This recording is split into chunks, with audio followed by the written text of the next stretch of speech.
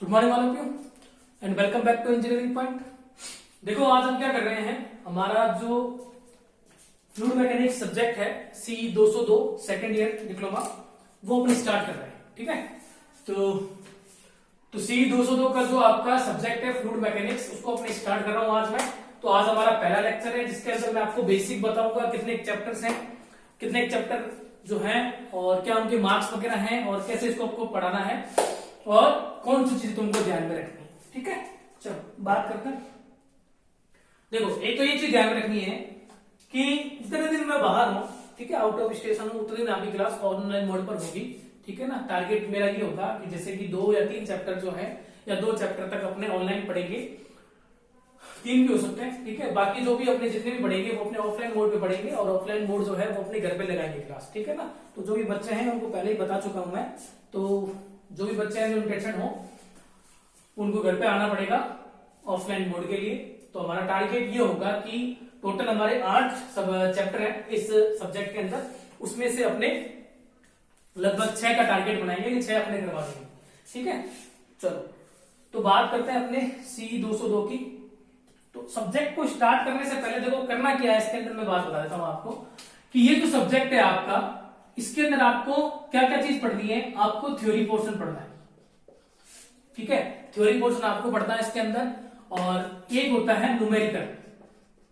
ठीक है, वो पोर्शन आपको पढ़ना है, थ्योरी पोर्शन तो पढ़ना ही पढ़ना है। साथ में जो भी आपका फॉर्मूला निकल कर आता है और क्या कंसेप्ट होता है, उसके बेसिस पर क्या न्यूमेरिकल होते हैं, वो भी आपको क्या करना है, देखना है। ठीक है ना, वो भी आपको क्या करना है, देखना है। और साथ में आपको क्या करना है, एक चीज ये और ध्यान में रखनी है कि अपन को जो फॉर्मूले की उत्पत्ति होती है, जो डेरिवेशन पोर्शन है, फॉर्मूला कैसे निकल कर आया, कौन सी समीकरण कैसे निकल कर आई, जो डेरिवेशन पोर्शन है वो भी अपन को इस सब्जेक्ट के अंदर पढ़ना है। लास्ट ईयर आपने एक सब्जेक्ट पढ़ा था, मैकेनिक्स पढ़ा था बच्चों ने। ठीक है, फिजिक्स भी पढ़ा है बच्चों ने मैक्सिमम में। तो उसके अंदर क्या होता है, मेनली वो थ्योरी पढ़ते हैं, न्यूमेरिकल पोर्शन पढ़ते हैं, लेकिन उसमें जो डेरिवेशन होता है, कोई फॉर्मूला कैसे निकल कर आया या इसने कौन समीकरण दी, ठीक है ना, तो न्यूटन ने अपनी क्या समीकरण दी, तो वो समीकरण किसमें आ जाती है, वो डेरिवेशन में आ जाती है। तो मैकेनिक्स के अंदर डेरिवेशन नहीं पढ़ाया जाता, लेकिन फ्लूइड मैकेनिक्स के अंदर आपको डेरिवेशन पढ़ना पड़ेगा। ठीक है, तो ये 3 चीजें अपन को सब्जेक्ट के अंदर पढ़ना है। थ्योरी पोर्शन अपन को पढ़ना है, न्यूमेरिकल पोर्शन पढ़ना है अपन को, और डेरिवेशन पोर्शन पढ़ना है।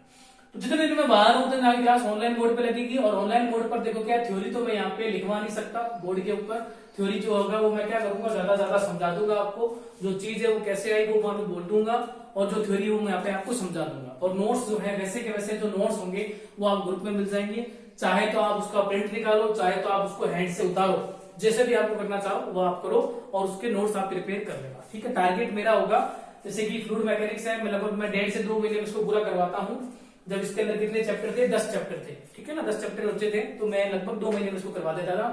अब चैप्टर आपके 8 है, उसमें से 2 में कम करवा रहा हूँ, 6 ही करवा रहा हूँ, तो टारगेट होगा 30, 35, 40 दिन के अंदर अपन इसको पूरा कंप्लीट कर देंगे विद टेस्ट के साथ। ठीक है, चलो तो एक चीज अपन को ध्यान में रखनी है कि थ्योरी पोर्शन जो है मैं यहाँ पे ज्यादा समझा दूंगा, वो आप करना क्या है, आपको नोट्स जो है उससे देख के आपको लिखना है। ठीक है, लिखवा तो मैं यहाँ पे सकता नहीं। देखो बात करते हैं अपने इसकी। FM हो गया आपका फ्लूइड मैकेनिक्स, या फिर हो गया आपका mechanics of fluid, mechanics of fluid, ये एक ही सब्जेक्ट है। चाहे तो बोल दो इसको फ्लूइड मैकेनिक्स बोल दो, चाहे आप इसको बोल दो मैकेनिक्स ऑफ फ्लूइड, वो दोनों क्या है, एक ही सब्जेक्ट। ठीक है, चलो तो फ्लूइड मैकेनिक्स आप देख रहे हो, पहले सब्जेक्ट के बारे में बात कर लेते हैं। जो फ्लूइड मैकेनिक्स है आपका, वो 2 वर्ड से मिलकर बना है, एक मिलकर बना है फ्लूइड से और दूसरा वो मिलकर बना है मैकेनिक्स से।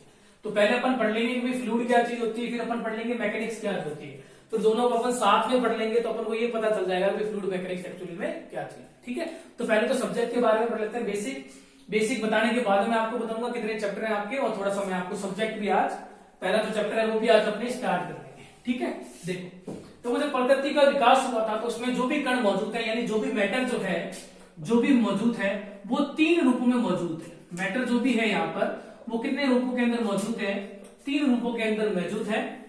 एक होता है सॉलिड रूप में, यानी जो भी कण है वो अगर ठोस अवस्था में है तो उसको अपन सॉलिड बोल देते हैं। एक होता है लिक्विड रूप में, लिक्विड रूप में वो जमा जाता है। ठीक है, द्रव हो गया आपका, और एक हो गया आपका गैस। ठीक है। तो मैटर जो होता है उसको अपन ने 3 कैटेगरी के अंदर बांट दिया। मैटर आपका ठोस हो सकता है, मैटर आपका लिक्विड हो सकता है, और मैटर आपका गैस हो सकता है। यानी सॉलिड हो सकता है, लिक्विड हो सकता है, गैस हो सकता है। इन 3 रूपों में मैटर जो होता है वो मौजूद होता है। अब बात करते हैं सॉलिड क्या चीज होती है, लिक्विड क्या चीज होती है और गैस क्या चीज होती है। देखो सबसे पहले बात करते हैं सॉलिड की, ठीक है। तो सॉलिड की अपने बात करते हैं तो देखो सॉलिड का मतलब ये हो गया प्रकृति पर मौजूद वो कण जिनका कोई आकार होता है, जिनकी कोई आकृति होती है, जिसका कुछ एरिया होता है, जिसका कोई वॉल्यूम होता है, ठीक है। वो सारे कण आपके क्या कहलाते हैं, सॉलिड कहलाते हैं। यानी जिनका शेप होगा, वॉल्यूम होगा, ठीक है, और साइज होगा, वो सारे जो कण होते हैं वो किस अवस्था में होते हैं, वो ठोस कहलाते हैं, वो सॉलिड फॉर्म में कहलाते हैं। जैसे कि ये आपका डेस्टर है, डेस्टर को आप ढंग से देखेंगे तो डेस्टर की क्या है, ये एक लेंथ है, ये डेस्टर का क्या हो गया, आपकी डेप्थ होगी, इसको थिकनेस डेप्थ बोल दो, ठीक है। और डेस्टर की क्या होगी, ऊपर से देखोगे तो वो उसकी चौड़ाई होगी। तो डेस्टर में आपने देखा कि इसका साइज है, इसकी लेंथ है, इसकी डेप्थ है, ठीक है। वैसे ही इसका क्या होगा, इसका शेप भी है। तो डेस्टर का जो शेप है वो आप बता सकते हो, वो शेप आपका कैसा है, रेक्टेंगल है, कैसा है आपका, आयताकार है। तो ठोस किसको बोलते हैं, वो कण या प्रकृति पर मौजूद वो सभी कण जिनका कोई आकार होता है, जिनकी कोई आकृति होती है, जिनका कोई एरिया होता है, जिनका कोई वॉल्यूम होता है, वो सभी कण आपके क्या कहलाते हैं, ठोस कहलाते हैं। वो सभी कण अपने क्या कहलाते हैं, ठोस कहलाते हैं, ठीक है। तो एक मैंने एग्जांपल दे दिया, जो सारे कण है, जैसे आपका ये बोर्ड है, बोर्ड का भी क्या है, कोई ना कोई एक शेप है, ठीक है। तो ये बोर्ड भी क्या है, जगह घेर रहा है, तो ये भी क्या है, आपका सॉलिड फॉर्म के अंदर है, ठीक है ना। ये मार्कर है, मार्कर भी आपका क्या, सॉलिड फॉर्म के अंदर। तो वो सभी कण जो है वो क्या कहलाते हैं, सॉलिड कहलाते हैं, ठोस कहलाते हैं। तो सबसे पहले मैंने ये चीज बताई, मैंने कहा ठोस क्या चीज होता है। फिर बात करते हैं अपने लिक्विड क्या होते हैं। देखो लिक्विड के अंदर सारे लिक्विड आते हैं, जैसे कि आपका वाटर हो गया, पानी हो गया, ऑयल हो गया, ठीक है। ऑयल मतलब तेल हो गया, ठीक है, केरोसिन हो गया, या ठीक है ना, कुछ भी हो गया, आपका कोल्ड ड्रिंक हो गया, ठीक है। वो सारे जो हैं वो आपके सब किसके अंदर आएंगे, लिक्विड के अंदर आएंगे। लिक्विड को आप जब देखोगे ना तो उसका कोई शेप होता है, ना ही उसका क्या होता है, कोई आकृति होती है, और ना ही उसका क्या होता है, कुछ कलर होता है, ठीक है। तो इसमें आप ये लिख सकते हो कि वे सभी कण जिनका ना तो कोई शेप होता है, ठीक है, ना ही उनका कोई क्या होता है, साइज होता है, और ना ही उनका कोई वॉल्यूम होता है, ठीक है। वो सभी कण जो होते हैं वो क्या कहलाते हैं, वो किस फॉर्म के अंदर होंगे, वो लिक्विड फॉर्म के अंदर होंगे। तो उसको अपने क्या कह देंगे, द्रव कह देंगे, ठीक है ना। और इन पर क्या है, ये जो लिक्विड वाले पोर्शन होते हैं, इनको जब अपने इनके ऊपर दबाव लगाएंगे, इनको जब अपने कंप्रेस करेंगे तो ये कंप्रेस भी नहीं होते हैं, ठीक है। और उन पर किसी प्रकार के टेम्परेचर का और किसी प्रकार के प्रेशर का कोई भी इफेक्ट नहीं पड़ता है। तो इन दोनों के अंदर मैंने आपको डिफरेंस बता दिया। डिफरेंस आप बता सकते हो, जो सॉलिड होता है उनका एक आकार होता है, उनकी एक आकृति होती है, उनका एरिया होता है, उनका वॉल्यूम होता है। लेकिन जो लिक्विड होता है उनका कोई भी आकार नहीं होता। जैसे कि पानी है, पानी को अगर आप बोतल में रखोगे तो बोतल की शेप का बन जाएगा, पानी को आप गिलास में रखोगे तो गिलास की शेप का हो जाएगा, ठीक है। उसका ना ही कोई कलर होता है, ना ही उसका कोई वॉल्यूम होता है, ठीक है ना। तो ये चीज होगी अपनी लिक्विड और ये चीज होगी अपनी सॉलिड। अब बात करते हैं अपने किसकी, गैस की करते हैं। तो गैस भी क्या है, सेम लिक्विड के जैसा ही है। इसका भी ना तो कोई शेप होता है और ना इसकी कोई आकृति होती है। गैस को आप सिलेंडर में रखोगे तो इस सिलेंडर की आकृति का हो जाएगा। लेकिन गैस का मेन एडवांटेज यही है कि इसको अपने कंप्रेस कर सकते हैं। कंप्रेस का मतलब इसको अपने दबा सकते हैं और इसको अपने एक्सपेंड भी कर सकते हैं। दो चीजें यहाँ पर बताइए मैंने, एक तो मैंने बताइए कंप्रेस, कंप्रेस का मतलब होता है दबाना, और एक मैंने बताइए एक्सपेंड, एक्सपेंड का मतलब होता है उसको बाहर की तरफ खींचना, ठीक है। तो गैस को अपने क्या कर सकते हैं, कंप्रेस भी कर सकते हैं और एक्सपेंड भी कर सकते हैं। और एक ये आप देख सकते हो, इसका भी कोई शेप नहीं होता, इसका भी कोई साइज नहीं होता, इसका भी कोई वॉल्यूम नहीं होता, ठीक है। शेप साइज नहीं होता है। जिस भी आप आकृति में डालोगे, जिसके अंदर भी इसको रखोगे, वो उसी का ही शेप बना लेता है, ठीक है। आप ये लिख सकते हो उसके अंदर, गैस के अंदर आप ये लिख सकते हो कि इस पर टेम्परेचर का प्रभाव पड़ता है, ठीक है ना। टेम्परेचर का जो इफेक्ट है वो इसके ऊपर क्या होता है, आता है। तो अभी तक मैंने आपको सिंपल ये तीन ही चीजें बताई हैं। जो मैटर होता है वो तीन रूपों में होता है। एक होता है ठोस के रूप में, ठीक है, एक होता है लिक्विड के रूप में, और एक होता है आपका गैस के रूप में। और तीनों के अंदर मैंने आपको यहाँ पे डिफरेंस बता दिया।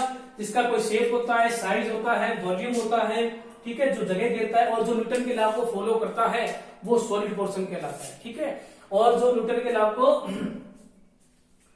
हुक्स के नियम को जो फॉलो करता है वो सॉलिड कहलाता है, ठीक है। जो फॉलो नहीं करता वो आपके लिक्विड और गैस कहलाता है, ठीक है। न्यूटन के लॉ को नहीं, हुक्स के लॉ की बात कर रहा हूं मैं। और लिक्विड और गैस में आप ये बता सकते हो जिसका ना तो कोई शेप होता है, ना ही कोई साइज होता है, ना ही कोई वॉल्यूम होता है, उसको आप जिसके अंदर भी रखोगे उसी का शेप ले लेता है, वो लिक्विड कहलाता है। वो सारे क्या कहलाते हैं, कण लिक्विड फॉर्म में हो जाते हैं।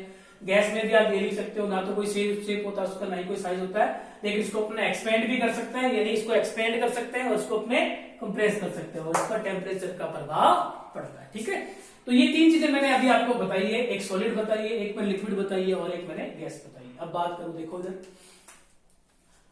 वे सभी कण या वे सभी पदार्थ जो सॉलिड फॉर्म के अंदर है, वे सभी पदार्थ जो किस फॉर्म के अंदर है, सॉलिड के ऊपर है, सॉलिड फॉर्म के अंदर है, उन सब की स्टडी करना या इन सब की स्टडी करना या इसी को ही पढ़ना, वो आपकी कहलाती है सॉलिड मैकेनिक्स। यहां लिख दो, वे सभी पदार्थ, इसको रफ कर देते हैं, स्क्रीनशॉट ले लेना, पीछे थोड़ा सा बैक लेके, बाकी तुमको पीडीएफ मिल जाएगी। पीडीएफ में पूरा आपको थ्योरी तो थोड़ी दे रखा होगा, यहाँ पे मैं समझा देता हूँ, आपको यहाँ पे समझना है। पीडीएफ जो मिलेगी उसमें आपको पूरी थ्योरी दे रखी होगी, थ्योरी आपको वैसे के वैसे उतारनी। देखो, वे सभी पदार्थ जो किस फॉर्म के अंदर है, सॉलिड के अंदर है, वे सभी पदार्थ जो किसके अंदर है, सॉलिड के अंदर है, इनकी जब अपने स्टडी करेंगे तो वो कहलाता है हमारा सॉलिड मैकेनिक्स। वो क्या कहलाता है, सॉलिड मैकेनिक्स, या इसको अपन क्या कह सकते हैं, इसको अपने कह सकते हैं मैकेनिक्स ऑफ सॉलिड, ठीक है। या इसको अपने क्या कह सकते हैं, स्ट्रेंथ ऑफ मेटेरियल, ठीक है। यानी मेटेरियल की स्ट्रेंथ देखना। तो ये जो सब्जेक्ट बना, ये बना आपका कौन सा, ये बना CE 201। यानी 201 के अंदर आपको एक चीज ध्यान में रखनी है कि आपको वो सभी पदार्थ पढ़ने हैं जो किस फॉर्म के अंदर है, सॉलिड फॉर्म के अंदर है। जैसे कि बीम हो गया, सपोर्ट हो गया, ठीक है ना, कॉलम हो गया, स्ट्रक्ट हो गया, उन पर क्या इफेक्ट पड़ रहा है, कितना शेयर फोर्स आएगा, कितना बेंडिंग मूवमेंट आएगा, असेंबली कैसे बढ़ता है, ठीक है ना। वो सभी चीज आपको किसके अंदर पढ़नी है, वो पढ़नी है आपको 201 के अंदर। तो 201 को आप स्ट्रेंथ ऑफ मेटेरियल भी बोल सकते हो, सॉलिड मैकेनिक्स भी बोल सकते हो, मैकेनिक्स ऑफ सॉलिड भी बोल सकते हो, कुछ भी आप उसको बोल सकते हो, ठीक है। शॉर्ट ऑफ, इसको शॉर्ट में क्या कहते हैं, SOM कहते हैं, SM कह देते हैं, ठीक है, या फिर मोस भी कह देते हैं, मैकेनिक्स ऑफ सॉलिड भी कह देते हैं। तो ये सब्जेक्ट आपका क्या बना, ये बना आपका 201। तो 200 के अंदर आपको ये चीज पढ़नी है, सिर्फ सॉलिड की स्टडी करनी है।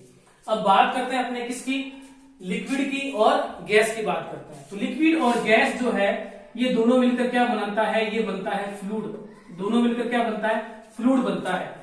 तो जिसमें हम लिक्विड और गैस दोनों की स्टडी करते हैं वो कहलाता है फ्लूइड कहलाता है। और फ्लूइड पर जो भी इफेक्ट पड़ता है उसके बारे में स्टडी करना क्या कहलाता है, फ्लूइड मैकेनिक्स कहलाता है, या मैकेनिक्स ऑफ फ्लूइड कहलाता है। तो वो अपन को किसमें पढ़ना है, वो अपन को पढ़ना है CE 202 के अंदर, ठीक है ना। तो एक में तो आपको सॉलिड पोर्शन पढ़ना है और दूसरे में आपको लिक्विड और गैस का पोर्शन पढ़ना है, ठीक है। तो ये मैंने सब्जेक्ट के बारे में बता दिया, स्क्रीनशॉट तुम ले लेना, अभी तो मैंने रफ कर दिया। चलो, तो ये तो सब्जेक्ट के बारे में हो गया। अब बात करेंगे अपने कि सॉलिड क्या चीज होती है, लिक्विड क्या चीज होती है, गैस क्या चीज होती है, ये तो मैंने बता दिया। अब बात करेंगे अपने कि फ्लूइड क्या चीज होती है। पहले फ्लूइड के बारे में बताऊंगा मैं आपको, फिर बताऊंगा मैकेनिक्स क्या चीज होती है, फिर मैं बताऊंगा फ्लूइड मैकेनिक्स क्या चीज होती है। तो देखो, फ्लूइड हिंदी में इसको क्या कहते हैं, तरल। फ्लूइड जब भी पढ़ेंगे तो अपन पढ़ेंगे लिक्विड और अपन क्या पढ़ेंगे, गैस। यानी फ्लूइड के अंदर लिक्विड को भी पढ़ा जाता है और किसको पढ़ा जाता है, गैस को भी पढ़ा जाता है, ठीक है ना। तो फ्लूइड की एक सिंपल सी डेफिनेशन है। फ्लूइड मतलब आप ये दिमाग में रखना, जब भी आप फ्लूइड पढ़ो, फ्लूइड को अपने क्या कहते हैं, हिंदी में तरल कहते हैं। तो जब भी आप फ्लूइड के बारे में पढ़ो तो समझ लेना मैं बात कर रहा हूं किसकी, मैं बात कर रहा हूं लिक्विड की भी, और मैं किसकी बात कर रहा हूं, गैस की भी बात कर रहा हूं, ठीक है। तो फ्लूइड की एक सिंपल सी डेफिनेशन हो जाएगी, फ्लूइड की एक सिंपल सी डेफिनेशन हो जाएगी कि फ्लूइड क्या होता है, आपका तरल होता है, ठीक है, जिसमें थोड़ा सा भी अगर मैं क्या कर दूं, बल लगा दूं, तो उसमें क्या हो जाता है, बहने का गुण आ जाता है, उसमें बहने की प्रवृत्ति उत्पन्न हो जाती है। वो क्या कहलाता है, फ्लूइड कहलाता है। जैसे कि अपने बात करें, ये जैसे मैंने बनाया, मार्कर बनाया, ठीक है। अब मार्कर में आप बल लगाओ, मार्कर में बल लगाओ तो क्या होगा, ये ऐसा था, अब ये नीचे की तरफ क्या हो जाएगा, दबेगा। दबेगा मतलब इसमें क्या आ रहा है, इसके अंदर स्ट्रेस व स्ट्रेन की आ रही है, ठीक है। लेकिन अगर यही चीज आपका क्या है, फ्लूइड है, क्योंकि ये क्या है, ये आपका सॉलिड है, ठीक है। और यही जैसे मान लो आपका क्या है, मान लो कोई एक टब है और उसके अंदर क्या है, पानी है। अब पानी में आप बल लगाओगे तो उसमें क्या हो जाता है, बहने का गुण आ जाता है। इसको आप यहां से खोल दो और ये बल यहाँ पे ना लगा के आप कहां पे लगाओ, यहाँ पे लगाओ, तो ये पानी क्या होगा आपका इस तरफ फ्लो करने लग जाएगा। तो यानी ये जो चीज है वो आपका क्या है, फ्लूइड है।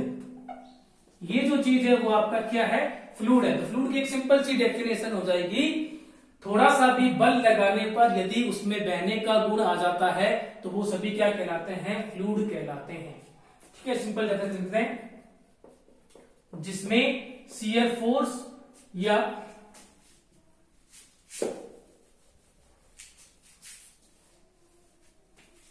यूं लिखो आप, वे पदार्थ जिनमें थोड़ा सा भी बल लगाने पर उनमें बहने का गुण यानी फ्लो प्रॉपर्टी उत्पन्न हो जाती है,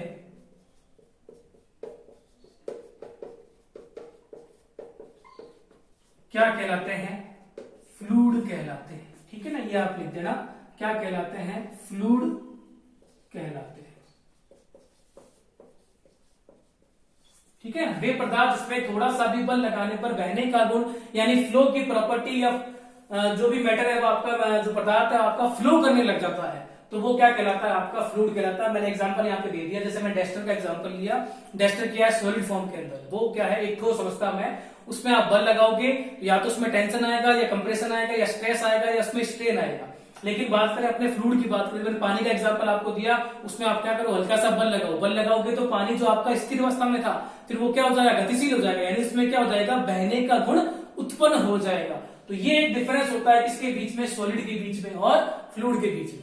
तो सॉलिड और फ्लूइड के बारे में आप ये लिख सकते हो कि सॉलिड जो होती है उसमें बहने का गुण नहीं आता, लेकिन जो फ्लूइड होता है उसमें बहने का गुण उत्पन्न हो जाता है। फ्लूइड की एक सिंपल सी डेफिनेशन हो जाएगी, वे पदार्थ इसमें थोड़ा सा भी अगर बल लगाया जाए तो उसमें क्या हो जाता है, बहने का गुण उत्पन्न हो जाता है, वो क्या कहलाता है, फ्लूइड कहलाते हैं। ये एक सिंपल सी डेफिनेशन हो गई। ठीक है, स्क्रीनशॉट लेना चाहो तो आप ले सकते हो। चलो अब बात करते हैं, फ्लूइड की तो बात होगी, अब बात करते हैं अपने मैकेनिक्स की। भाई मैकेनिक्स क्या चीज होती है, ठीक है, मैकेनिक्स क्या चीज होती है। देखो फर्स्ट ईयर के अंदर आपने सब्जेक्ट पढ़ा है अप्लाइड मैकेनिक्स, तो उसके अंदर आपने क्या पढ़ा था, उसके अंदर आपने पढ़ा था बल क्या होते हैं, बल कितने प्रकार के होते हैं, संगामी बल, असंगामी बल, यानी बल के बारे में आपने पढ़ा, फिर बलों के प्रकार के बारे में आपने पढ़ा, फिर आपने पढ़ा कि मैकेनिक्स के अंदर आपने और पढ़ा कि बलों के क्या क्या इफेक्ट पड़ता है, किसी बॉडी पर यदि इंक्लाइंड बल लग जाए तो क्या इफेक्ट पड़ेगा, फ्रिक्शन का क्या रोल होगा उसके अंदर, ठीक है ना, वो सारी चीजें आपने पढ़ी, उसके कंपोनेंट आपने पढ़े, हॉरिजॉन्टल कंपोनेंट, वर्टिकल कंपोनेंट, फिर आपने उसके एप्लीकेशंस पढ़े, यानी बलों के क्या क्या एप्लीकेशंस होते हैं, आप न्यूटन लॉ ऑफ विस्कोसिटी पढ़ा, ठीक है, न्यूटन के आपने नियम पढ़े। तो जो मैकेनिक्स है उसके अंदर अपन ने क्या पढ़ा, बल व बल के प्रकार, बल व बल के प्रकार के बारे में पढ़ा, उनके इफेक्ट के बारे में पढ़ा और उनके एप्लीकेशंस के बारे में पढ़ा। किसी बॉडी पर बल लगता है तो क्या इफेक्ट पड़ता है, कौन कौन से उसके एप्लीकेशंस होते हैं, उनके बारे में पढ़ा। तो वो आपकी क्या कहलाती है, अभियांत्रिकी कहलाती है, मैकेनिक्स कहलाती है, वो आपकी क्या कहलाती है, मैकेनिक्स कहलाती है। ठीक है, तो इसकी सिंपल सी डेफिनेशन हो जाएगी, जिसमें बल व बलों के प्रकारों के बारे में, उनके इफेक्ट के बारे में और उनके एप्लीकेशंस के बारे में पढ़ा जाता है, वो क्या कहलाती है, मैकेनिक्स कहलाती है। अब इन दोनों को जोड़ दो, आप इन दोनों को जब आप जोड़ दोगे तो वो आपका क्या बन जाएगा, फ्लूइड मैकेनिक्स बन जाएगा। क्या बन जाएगा, फ्लूइड मैकेनिक्स बन जाएगा। तो इसकी सिंपल सी डेफिनेशन हो जाएगी, फ्लूइड पर लगने वाले बल तथा उन बलों के कारण फ्लूइड पर क्या इफेक्ट पड़ेगा और उनका क्या एप्लीकेशंस होता है, उनकी स्टडी करना क्या कहलाता है, फ्लूइड मैकेनिक्स कहलाता है। सिंपल सी डेफिनेशन हो जाएगी। यहाँ पर अपन किसके बारे में पढ़ते हैं, बल के बारे में पढ़ते हैं, लेकिन फ्लूइड मैकेनिक्स में किसके बारे में पढ़ेंगे, फ्लूइड के बारे में बात करेंगे। फ्लूइड का मतलब हम लिक्विड और गैस दोनों की बात करेंगे। तो उसकी सिंपल सी डेफिनेशन हो जाएगी, फ्लूइड पर लगने वाले बल तथा उन बलों के कारण फ्लूइड पर क्या इफेक्ट पड़ेगा और उनका क्या एप्लीकेशंस होता है, उनकी स्टडी करना क्या कहलाता है, फ्लूइड मैकेनिक्स कहलाता है। तो अभी तक मैंने आपको सिर्फ एक ही चीज बताई है, फ्लूइड मैकेनिक्स क्या चीज होती है, फ्लूइड क्या चीज होती है उसके बारे में मैंने बताया, फिर मैकेनिक्स क्या चीज होती है उसके बारे में बताया। दोनों को जब अपन ने जोड़ दिया तो वो क्या बन गया, आपका फ्लूइड मैकेनिक्स बन गया, एफएम बन गया, आपका फ्लूइड मैकेनिक्स बन गया। ठीक है, स्क्रीनशॉट लेना चाहो तो आप ले सकते हो। बाकी डेफिनेशन मैंने यहाँ पे बोल दी है, वो आपको नोट्स मिल जाएंगे, वैसे का वैसे आपको नोट्स में दे रखा होगा, उसको वैसे का वैसे आपको उतार देना। ठीक है, यहाँ पे मैं समझा देता हूँ, समझाने का काम मैं यहाँ पे कर देता हूँ, नोट्स में वैसा का वैसा आप उतार देना।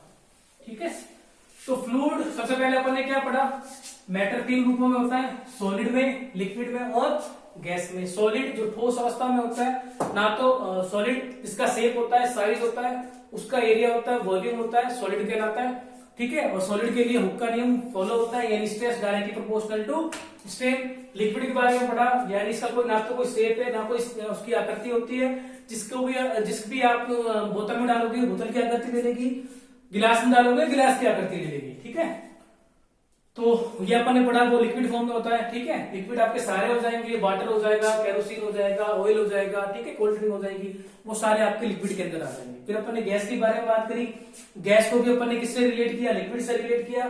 भी जो गैस होती है वो भी लिक्विड की जैसे ही होती है, ना तो उसका कोई शेप होता है, ना कि कोई आकृति होती है। ठीक है, लेकिन उसमें टेम्परेचर का इफेक्ट पड़ता है। फिर अपन ने फ्लूइड के बारे में पढ़ा, फ्लूइड क्या चीज होती है।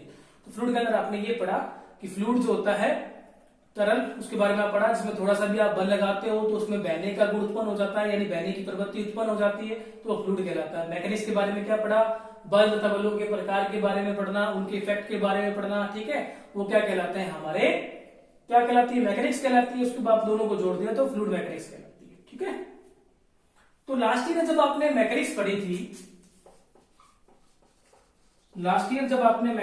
थी, तो मैकेनिक्स में आपने पढ़े थे, सबसे पहले तो आपने पढ़े थे बलों के बारे में, बल क्या चीज होती है, कितने प्रकार के होते हैं, कौन कौन सा इनका इफेक्ट पड़ता है, वो आपने पढ़े थे। फ्रिक्शन का क्या रोल होता है उसके अंदर, हॉरिजॉन्टल कंपोनेंट पढ़ा, वर्टिकल कंपोनेंट पढ़ा। ठीक है ना, उसके एप्लीकेशंस आपने पढ़े। उसके बाद जो आपके पीछे वाले चैप्टर थे वो थे आपके किसके, मोशन के चैप्टर थे। पीछे वाले जो चैप्टर थे वो किसके थे, मोशन के चैप्टर थे। तो मैकेनिक्स भी जो है वो 2 प्रकार की होती है, एक होती है स्टैटिक, ठीक है, और एक होती है मोशन। स्टैटिक में अपन को क्या करना है, वो सभी पढ़ने हैं, वो सभी बॉडी के बारे में पढ़ना है जो बॉडी क्या स्थिर अवस्था में है, उन पर क्या इफेक्ट पड़ेगा बल का, वो अपन नहीं पढ़े। और मोशन में वो सभी अपन को चैप्टर अपने पढ़े थे जो क्या कर रहे हैं, गति कर रहे हो। गति के अपने चैप्टर पढ़े थे वहां पे लास्ट ईयर। ठीक है, रेक्टेंगुलर मोशन पढ़ा था, मोशन विद ग्रेविटी पढ़ा था अपन ने। ठीक है, तो मैकेनिक्स भी कितने प्रकार की होती है, 2 प्रकार की होती है, एक होती है स्टैटिक और दूसरा होता है मोशन। मोशन को भी अपन ने 2 भागों में बांट दिया। ठीक है, एक में तो वो मोशन पढ़ेंगे जिन पर बलों का क्या इफेक्ट पड़ रहा है और बलों के कारण अगर गति हो रही है वो पढ़ेंगे। एक में वो मोशन पढ़ेंगे जिन पे बलों का कोई भी इफेक्ट नहीं पड़ रहा। ठीक है ना, तो उसी अकॉर्डिंग अपन ने फ्लूइड मैकेनिक्स को भी आगे कई भागों के अंदर बांट दिया। तो वो मैं बताना चाह रहा हूं, मैं इसको रफ कर देता हूं और मैं इसको डिटेल में बता देता हूं कि फ्लूइड मैकेनिक्स कितने प्रकार की होती है। ठीक है, देखो फ्लूइड मैकेनिक्स जो है वो जैसे मैंने बताया अभी, फ्लूइड मैकेनिक्स इसमें अपन फ्लूइड के बारे में पढ़ेंगे। फ्लूइड मतलब लिक्विड और गैस की स्टडी करेंगे, फ्लूइड मैकेनिक्स कहलाएगा। इनके इफेक्ट के बारे में पढ़ेंगे, फ्लूइड पर क्या इफेक्ट पड़ता है, और इनके एप्लीकेशंस के बारे में पढ़ेंगे। अब फ्लूइड मैकेनिक्स आगे कई प्रकार की होती है। एक होती है स्टैटिक, या इसको अपने कह सकते हैं फ्लूइड स्टैटिक। ठीक है, और एक अपन को पढ़ना है ऐसा फ्लूइड जो क्या कर रहा हो, इसमें तो वो फ्लूइड पढ़ेंगे जो किस अवस्था में है, स्थिर अवस्था में। इसमें अपन वो फ्लूइड करेंगे जो किस अवस्था में है, गति या वो गति कर रहा है। ठीक है, अब जो गतिशील जो फ्लूइड होता है वो भी 2 प्रकार का होता है।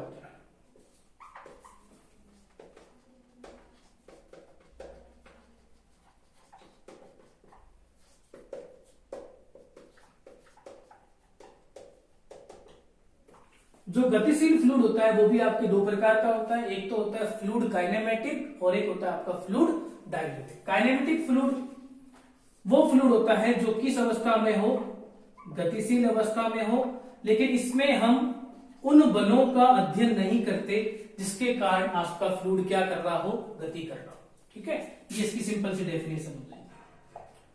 फ्लूइड डायनेमिक वो फ्लूइड होता है जो किस अवस्था में हो, गतिशील अवस्था में हो, और इसमें हम उन बलों का अध्ययन भी करते हैं जिसके कारण फ्लूइड आपका क्या कर रहा है, गति कर रहा है। ठीक है, ले लो आप इसका एक बार स्क्रीनशॉट।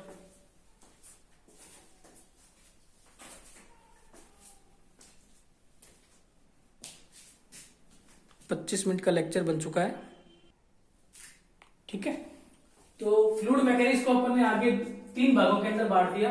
देखो, एक होती है फ्लूइड स्टैटिक, एक होती है फ्लूइड काइनेमेटिक और एक होती है फ्लूइड डायनेमिक। तीनों के बारे में डिफरेंस क्या है और क्या इसकी थ्योरी है मैं आपको बोल देता हूं। फ्लूइड स्टैटिक वो फ्लूइड होता है जो किस अवस्था में होता है, स्थिर अवस्था में होता है। फ्लूइड स्टैटिक में आप लिखोगे ऐसा फ्लूइड जो स्थिर अवस्था में होता है, उनकी स्टडी करना या उनके इफेक्ट के बारे में पढ़ना या उसके एप्लीकेशंस के बारे में पढ़ना क्या कहलाता है, फ्लूइड स्टैटिक कहलाता है। सिंपल से इसकी डेफिनेशन हो जाएगी। नेक्स्ट है आपका फ्लूइड काइनेमेटिक। फ्लूइड काइनेमेटिक में आप लिखोगे ऐसा फ्लूइड जो गतिशील अवस्था में हो, फ्लूइड काइनेमेटिक कहलाता है ये, परंतु इसमें हम उन फ्लूइड के अध्ययन नहीं करते या उन बलों का अध्ययन नहीं करते जिसके कारण फ्लूइड की क्या हो रही है, गति हो रही है। तो वो कहला गया आपका कौन सा, फ्लूइड काइनेमेटिक। तीसरा है फ्लूइड डायनामिक। इसके अंदर आप लिखोगे ऐसा फ्लूइड जो गतिशील अवस्था में होता है, फ्लूइड डायनामिक कहलाता है, और साथ में हम उन बलों का अध्ययन भी करते हैं जिसके कारण फ्लूइड आपका क्या कर रहा हो, गति कर रहा हो। तो ये हो गया हमारा फ्लूइड के बारे में 3 चीजें मैंने आपको बताई, फ्लूइड स्टैटिक, फ्लूइड काइनेमेटिक और फ्लूइड डायनामिक। ठीक है, बढ़े आगे।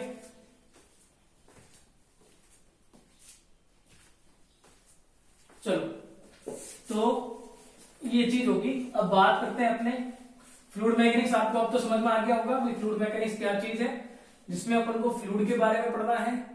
ठीक है, और फ्लूइड पे लगने वाले इफेक्ट के बारे में पढ़ना है और इनका क्या रोल है, क्या इनका एप्लीकेशन है उसके बारे में पढ़ना है। तो वो आपका क्या कहलाता है, फ्लूइड मैकेनिक्स कहलाता है। यानी लिक्विड और गैस दोनों को पढ़ना है, वो आपका फ्लूइड कहलाता है। फ्लूइड मैकेनिक्स के अंदर कितने चैप्टर्स हैं उसके बारे में बात कर लेते हैं। देखो, एक चैप्टर सबसे पहला तो आपका चैप्टर है वो है आपका इंट्रोडक्शन। जो पहला चैप्टर है वो आपका है इंट्रोडक्शन।